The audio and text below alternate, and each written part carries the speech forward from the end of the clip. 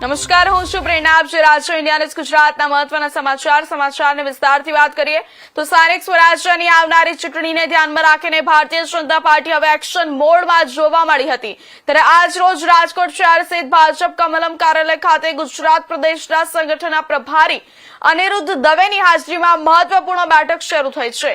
આ બેઠકમાં શહેરના કોર્પોરેટરો સહિત સંગઠનના વિવિધ હોદ્દેદારો હાજર રહ્યા હતા.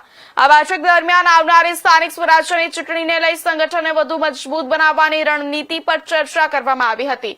સાથે આ પ્રસંગે પ્રભારી અનિરુદ્ધ દવેએ જણાવ્યું હતું કે ચૂંટણી મામલે ભારતીય જનતા પાર્ટી હંમેશા સજ્જ છે.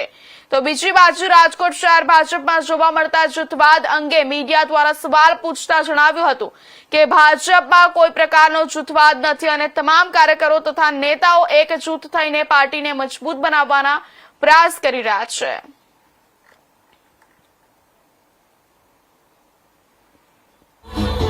રાજકોટ મહાનગર ખાતે ભારતીય જનતા પાર્ટી કાર્યાલય કમલમ ખાતે રાજકોટ મહાનગરના સૌ કાર્યકર્તાઓની શુભેચ્છા બોલાવતા પરિચયાત્મક બેઠક સંગઠનાત્મક બેઠક માટે આવ્યો છે.